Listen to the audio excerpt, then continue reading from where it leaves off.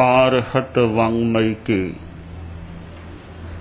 प्रतिष्ठित आगम 10वें आलियम में कहा गया है, कामे कमाही कमियंखु दुखम। कामनाओं को अतिक्रांत करो, दुख अतिक्रांत हो जाएगा। आदमी के मन में अनेक ऐसणाएं रहती हैं। पुत्रैषणा, लोकैषणा, वित्तैषणा। संतान प्राप्ति की इच्छा रहती है।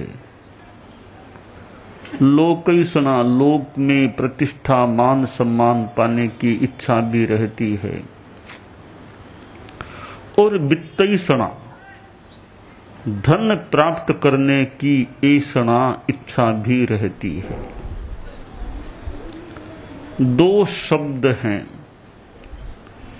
वित्त और वृत्त। वित्त, वृत्त। वित्त का अर्थ है धन, जैसे वित्त मंत्री, धन का मंत्री। और वृत्त का यानी चरित्र, जैसे जीवन वृत्त, जीवन चरित्र। आदमी वित्त पर ध्यान देता है, उसे वृत्त पर भी ध्यान देना चाहिए। संस्कृत में कहा गया, वृत्तम यत्नेन संरक्षेत वित्त मायाति याति च अक्षीणो वित्ततः क्षीणो वृत्ततस्तु हतो हतः। प्रयत्न पूर्वक वृत्त अपने चरित्र की सुरक्षा आदमी को करनी चाहिए। वित्त तो आता है चला जाता है। वित्त का भी पक्का विश्वास करना कुछ कठिन है। आज वित्त है, वह कल रहेगा या नहीं। आज नहीं है तो कल आ भी सकता है। तो वित्त आता है चला जाता है। लक्ष्मी को चंचल कहा गया। चला लक्ष्मी ही चला प्राणः चलम जीवित यौवनम। चला चलित्र संसारे धर्म एको ही निश्चल है। लक्ष्मी चंचल है, प्राण भी चंचल हैं, जीवन भी चंचल है, जवानी भी चंचल है। इस चलाचल संसार में धर्म एक निश्चल कल्याणकारी तत्व है। वृत्त पर ध्यान कैसे दिया जाए? आदमी यह सोचे कि वित्त की अपेक्षा है तो साथ में नैतिकता रूपी वृत्त मेरे में है या नहीं। पैसा आवश्यक है, जीवन की अनिवार्य अपेक्षाएं हैं। जीवन को बनाए रखने के लिए हमें हवा चाहिए, पानी चाहिए, भोजन चाहिए, वस्त्र चाहिए, मकान भी चाहिए, फिर शिक्षा चाहिए, चिकित्सा चाहिए, जो आगे की अपेक्षाएं हैं। ये जो अनिवार्य अपेक्षाएं हैं, कई बार इनकी पूर्ति के लिए भी आदमी को कितना खपना पड़ता है। आम जनता की स्थिति क्या होती है? आज उपाध्याय विनय विजय जी ने कहा, सबसे पहले तो यह भोजन की चिंता। हालांकि स्वास्थ्य तो प्रायः फ्री में मिल जाता है, कोई नकली स्वास्थ्य लेना पड़े अलग बात है, बाकी स्वास्थ्य तो फ्री में मिल जाता है। और पानी के लिए पैसा भी देना पड़ता है, तो कहीं पानी फ्री भी मिल जाए। अब भोजन की बात, आदमी को भोजन की चिंता होती है, पहली चिंता फिर भोजन की रहती है और पानी की रहती है, असन पान। भोजन पानी की प्राप्ति की वांछा में आदमी रहता है, उसमें व्यग्र रहता है, व्याकुल रहता है। उसके बाद बसन वेश्मालंकृति, कपड़ा चाहिए तो कपड़े की चिंता, वेश में मकान चाहिए उसकी चिंता, अलंकृति गहने आभूषण चाहिए उनकी चिंता। उनमें व्यग्र चित्त वाले आदमी बन जाते हैं। इतना होने के बाद फिर अवस्था यानी जवानी आ गई, फिर शादी की चिंता, परिणयनम, शादी हो गई तो अपत्यावाप्ति, संतान प्राप्ति की इच्छा, इष्ट इंद्रिय विषयों की इच्छा, इनकी कामना। इतने प्रकार के तनावों में जब आदमी रहता है, स्वस्थताम क्वास्नु वीरन, उसे स्वस्थता कहां मिले? तो पैसा एक ऐसी चीज है जिससे भोजन भी मिल जाता है, पानी भी मिल जाता है, मकान भी मिलता है, कपड़ा भी मिलता है, गहने भी मिलते हैं, शादी भी हो जाती है। कई चीजें पैसे से मिलने वाली हैं। इसीलिए आदमी पैसे का दास सा बना रहता है, पैसे को भगवान सा मानता है। कवि ने कहा, ऐ पैसे तू ईश्वर तो नहीं,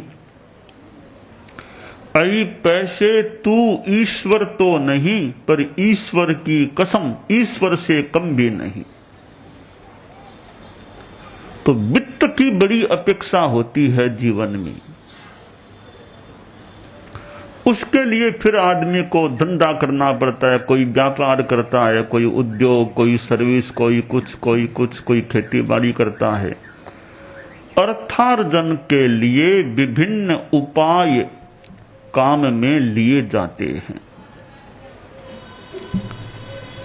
पैसे के लिए कहा गया, अर्थ मनर्थम भावय नित्यम, कि अर्थ यानी पैसा, पैसे को अनर्थ, अर्थ को अनर्थ समझो। पैसा अनर्थकारी भी हो सकता है। पैसे के साथ वृत्त चरित्र नहीं है, अहिंसा नहीं है, संयम नहीं है, नैतिकता नहीं है, तो पैसा अनर्थकारी भी बन सकता है। पैसा सार्थक भी हो सकता है, नैतिकता संयम आदि हैं, तो पैसा सार्थक भी हो सकता है और पैसा अनर्थ करने वाला भी बन सकता है। पैसा ऐसी चीज है, भाई भाई में झगड़ा करा देता है। राम लक्ष्मण की जोड़ी कहलाने वाले दो भाई पैसे के कारण से राम रावण की जोड़ी बन जाते हैं, लक्ष्मण रावण की सी स्थिति बन जाती है। यह पैसे के कारण से ऐसा होता है। पैसे के लिए कई बार हत्या तक कर दी जाती है। हत्या करके पैसा प्राप्त करने का प्रयास किया जाता है। तो पैसे की उपयोगिता तो है, पर पैसे की स्थिति कितनी खराब भी बन सकती है। वृत्त की दृष्टि से विचार किया जाए तो अर्थ के अर्जन में नैतिकता का ध्यान रखा जाए। अर्थ के अर्जन में नैतिकता रहे, प्रामाणिकता रहे। आप लोग गृहस्थ हैं, मेरा ऐसा सोचना है, आपने धोखाधड़ी करके करोड़ों भी कमा लिए, मेरी दृष्टि में उसका कोई महत्व नहीं है। नेकी ईमानदारी से काम करके आपने 1 लाख भी कमाए हैं, तो उसका भी महत्व है, क्योंकि उस पैसे के साथ शुचिता का भाव जुड़ा है, उन करोड़ों के साथ अशुचिता जुड़ी है। असुचिता जहां है वह क्या अच्छी चीज हो सकती है। तो पैसे के अर्जन में नैतिकता और पैसे के उपभोग में विवेक और संयम होना चाहिए। पैसे का उपयोग क्या किया जाता है, पैसे को व्यर्थ बहाना नहीं चाहिए, अपव्यय पैसे का नहीं होना चाहिए। खूब ऐश आराम व्यसन भोग विलास में अतिमात्र पैसा प्रयुक्त नहीं होना चाहिए। पैसा होने पर भी व्यक्तिगत जीवन में संयम रखने का अभ्यास करना चाहिए। आपके पास कितने ही पैसे हैं, आखिर खाएंगे क्या आप? क्या पैसों को खाएंगे क्या? क्या हीरे पन्ने माणक मोती को खाएंगे? खाने को तो रोटी चाहिए आदमी को। दाल रोटी आदमी को आराम से मिल जाती है, यानी जीवन की आवश्यकता की पूर्ति हो जाती है, उतना तो मान लें। बाकी अनपेक्षित पैसे को बहाने की बात पर विचार करना चाहिए कि मैं ऐसे बहाऊं नहीं पानी की तरह पैसे को। कितने लोग ऐसे भी होंगे जिनका पैसा व्यसनों में विलास में व्यय हो जाता है। पैसे का पैसा होने पर भी व्यक्तिगत जीवन में संयम रखना, यह खास बात है। खान पान में संयम, रहन सहन में संयम, वस्त्र आदि पहनने में संयम। पैसा है नहीं फिर भोग न कर सके वो तो कोई बड़ी बात नहीं है, वो तो मजबूरी है। पर पैसा होने पर भी व्यक्तिगत जीवन में सादगी रखना, यह खास बात होती है। सादा जीवन उच्च विचार, मानव जीवन का श्रृंगार। जीवन सादा हो हमारा, विचार हमारे उन्नत हों, ऊंचे हों। यह सादगी और विचारों की उच्चता मानव जीवन का श्रृंगार हो जाती है। तो हम अपने जीवन को विभूषित बनाने का, बनाए रखने का प्रयास करें।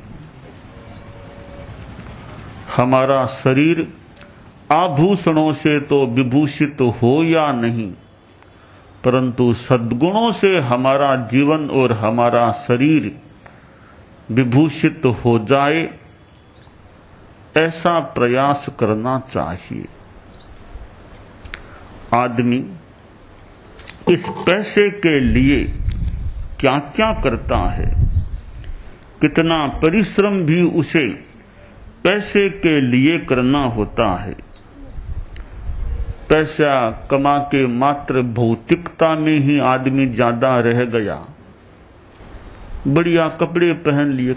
ये कपड़ों का और रूप का ज्यादा महत्व नहीं मेरी दृष्टि में।